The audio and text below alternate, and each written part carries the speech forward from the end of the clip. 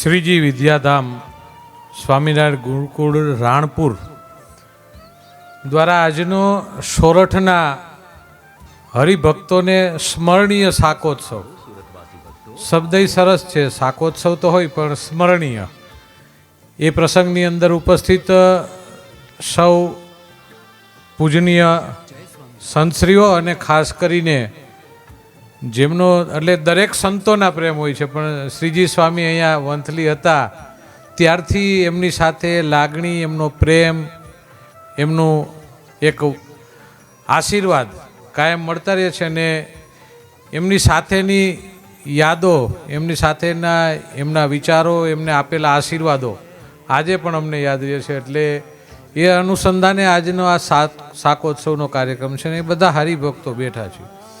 આપણે બધાને ખબર છે કે સંતો હોય છે એ સમાજને રાહ ચીંધવા અને આપણી પરિસ્થિતિ જ્યારે બગડતી હોય ત્યારે સારો રસ્તો ચીંધવા માટેનું કામ એ સંતોનું હોય છે ને એ કાયમ આપણે કરતા રહીએ છીએ. અને આ તો સોરઠની ભૂમિ છે અને આ જૂનાગઢ તો એ ભૂમિ છે કે અહીંયા સંતોના આશીર્વાદ વગર આ ભૂમિ ચાલે પણ નહીં. એ ભૂમિની અંદર છે ને જ્યારે અહીંથી સ્વામીજી રાણપુર ગયા, હમણાં વાત કરીને વક્તાશ્રી હમણાં બધું આપણે કહેતા હતા સ્વામીજી, ત્યારે એને ડિટેલ કીધું કે ત્યાં વાસણ કે એ ઘર કખરીની વસ્તુ લઈ અને જવાની જેમની પાસે કોઈ ક્ષમતા નથી એવા વિસ્તારની અંદર દીકરીઓના લગ્ન 51 દર વર્ષે. આ બહુ મોટી વાત છે. આપણે ત્યાં ભીખુદાનભાઈ ઘણી વખત કહે છે કે સંજયભાઈ દીકરીને લગ્ન બહુ સરસ કર્યા, પણ એ તો એ જ કરે ને, કાંઈ બાજુવાળો થોડોક કરી જાય, એને એના જ કરવાના હોય. પણ જે દીકરીઓને એના મા બાપ પરણાવી ન શકતા હોય, એના મા બાપ એને કંઈ નહીં દઈ શકતા હોય, એ દીકરીઓ એવી 51 દીકરીઓ કે જેની જાત ધર્મ કોઈ પૂછ્યા વગર એવી તમામ દીકરીઓના લગ્ન કરી અને એમને સારા માણસની દીકરીઓ જે રીતે એને કરિયાવાર મળે એ કરિયાવાર આપવાનું કામ શ્રીજી સ્વામીને એના તમામ સંતો કરે છે. ત્યારે આપણે વંદન કરી છીએ કે આ સંત ભૂમિ છે. આજે જીવિત ધર્મ છે ને તો એનું કારણ આ છે કે આ ધર્મથી આવી રીતે સેવાના ભાવથી કરે છે. ફક્ત સત્સંગ કરી સારી વાતો નહીં, પણ એક સારા વિચારો સમાજ અંદર મૂકવાનું કામ છે અને વિદ્યાર્થીઓના ઘડતરનું કામ. મને સૌથી વધારે ગમતું કામ હોય ને તો સ્વામિનારાયણ પંથ સંપ્રદાયનું ગુરુકુળની અંદર જે વિદ્યાર્થીઓ ભણે છે એમાં હું કહી શકું કે 100% વિદ્યાર્થીઓની અંદર ક્યારેય વ્યસન નથી આવતા ને એ સૌથી મોટું ગુણ છે.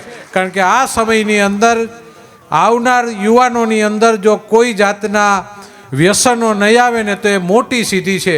એ ગુરુકુળો દ્વારા આજે બાળકોની અંદર ચિંતન થાય છે ને સૌથી મોટો. બાકી વિષય અત્યારે ખરાબ સૌથી હોય તો વ્યસનનો વિષય છે. વ્યસનના વિષયની અંદરથી આજે સમાજને આવનાર દિવસોની અંદર આ દેશનું ભાવિ છે, યુવાનો છે, યુવાનોને બહાર કાઢવાનું કોઈ જો કામ થતું હોય ને એ ગુરુકુળનું છે.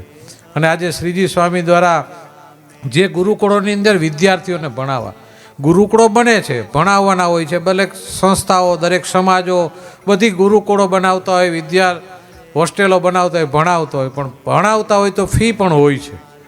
અહીંયા હમણાં સ્વામીજીએ કીધું કે કોઈ પણ જાતનો ચાર્જ વગર, એટલે બહુ અઘરો વિષય છે.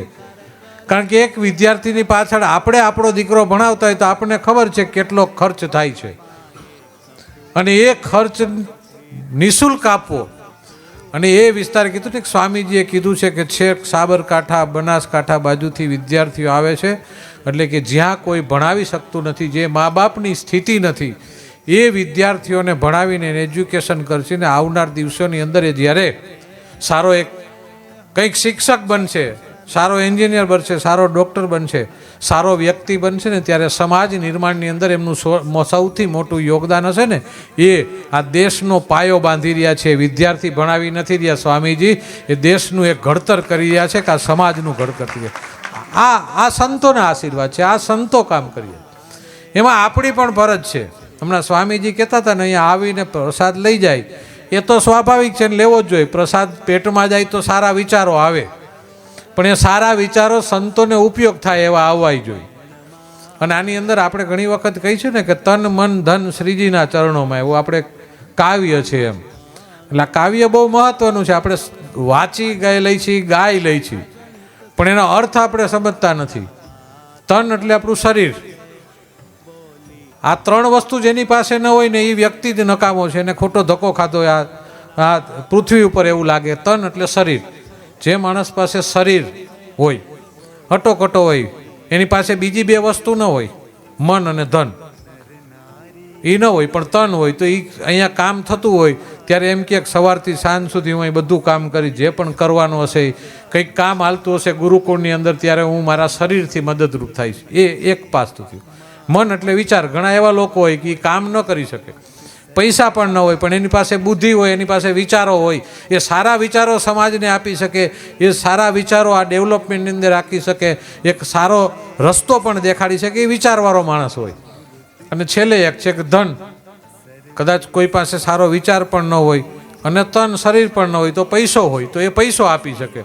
હવે આ ત્રણમાંથી એકય આપણે આપી ન શકી તો એવું લાગે કે આપણે ધક્કો ખાધો છે. એટલે આ પદ છે કે ત્રણ, મન અને ધન, એમાંથી સ્વામીજી જે કામ કરી રહ્યા છે, સંતો કામ કરી રહ્યા છે, એમાં આપણે નક્કી કરવાનું કે આપણું ભાગ ક્યાં છે, આપણે શેમાં આવવું છે.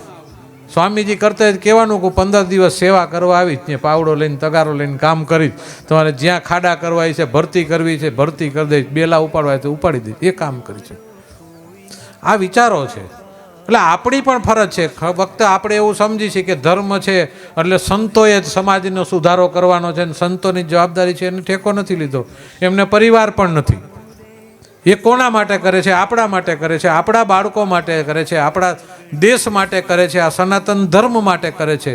એ આપણી ફરજ છે. એ ફરજ આપણે કઈ રીતે નિભાવી શકીએ પણ વિચાર છે. આવનાર દિવસોની અંદર આપણે પણ વિચારવું પડશે કે આપણે કઈ રીતે શું કરી રહ્યા છીએ, કેટલું કરી રહ્યા છીએ, શું કામ કરી રહ્યા છીએ, શા માટે કરી રહ્યા છીએ. આ બધા વિચારો સાથે સંતો જ્યારે કરતા હોય ત્યારે આપણે શક્તિ બની, એમના જ આશીર્વાદથી આપણે શક્તિ છે, આપણું કંઈ છે જ નહીં. આપણે કહીએ છીએ કે આ મારું છે, આ મારું છે, પણ એ ઠાકોરજીએ આપેલું છે, ભગવાન સ્વામિનારાયણે આપેલું છે ને, એ આપણું છે. ને આપણે જાય છીએ ત્યારે મૂકીને જ જવાના જ, કોઈ ભેગું લઈને જવાનું નથી. અને કોઈ ગયું છે એ ભેગું લઈને ગયું નથી. અને કોઈ લઈને ગયું હોય તો બતાવજો, કોઈ લઈને ગયું હોય તો. અને એક વસ્તુ કાયમ છે કે કીધું હતું ને કે હમણાં સ્વામીજી વાંચતા હતા, બધું કીધું હતું કે હું 10% ધન, તમે નક્કી કરો કે મારે કેટલું દેવું છે. કંઈ નથી. તમને એવું લાગે કે 1 રૂપિયાથી શરૂઆત કરો કે ભાઈ દર વખતે મારે એક વર્ષે 1 રૂપિયો આપવો જ, દેવાની આદત પડશે ને તો સૌથી મોટી આદત છે. એક વખત હાથ, અને ભગવાન, આપણે તો સ્વામિનારાયણ ભગવાનને એટલું કરી કે ઠાકોરજી મને દેવા જેવો રાખજે, કારણ કે દેવા જશો ને ત્યારે તમારો હાથ ઊંચો હશે, અને જ્યારે માગવા જવું છે ને ત્યારે હાથ લાંબો કરી અને દેવો પડશે. એટલે ભગવાન આપને દેવા જેવા રાખે, એ કામ મહત્વનું છે. એટલે હાથ આપણો ઉપર રહીએ, દેવા જેવું રહીએ ને એ મહત્વનું. એટલે દેવાની શરૂઆત કરો જેટલું કમાતો. અને આ તો છે ને આપણે મગજમાં એવું છે કે દેવાથી ઘટે જ. આપણે આમાં લગભગ બધા ખેડૂતના દીકરાઓ છીએ, ઘઉંનો 1 દાણો વાવી અને ભગવાન સ્વામિનારાયણ કેટલા દાણા આપે છે? 1 જ દાણામાંથી ડુંડો બનેલો. એ ભગવાનને ખબર છે કે આને મહેનત કરી છે ને વાવ્યું છે એટલે આપવું પડે છે. આ પૈસા આપી છે ને અવાજ ધર્મની અંદર, એ પણ વાવણી છે. એ ભગવાન કોઈ દી તમારો 1 રૂપિયો રાખતો નથી, એ 1000 ગણા કરીને તમને પાછા આપે છે. પણ એ દિલની અંદરથી નીકળવું જોઈએ કે મારે કંઈક આપવું છે. આ યજ્ઞ થાય છે ને, યજ્ઞની અંદર મારી પણ આહુતિ હોય ને, એ આહુતિ મહત્વની છે. આ કામ આપણે કરવાનું છે. સંતો આટલું કષ્ટ કરી અને ગામે ગામ જાય, ગામે ગામ જઈને સમજાવે, સત્સંગ કરાવે, સમાજનું ઘડતર કરે, જે પણ પ્રશ્નો હોય એનું સોલ્યુશન કરે, એટલી મહેનત કરતા હોય ત્યારે આપણી પણ ફરજની અંદર આવે છે કે આપણે પણ એમની સાથે ઊભા રહી, એમને ફરજ કરી.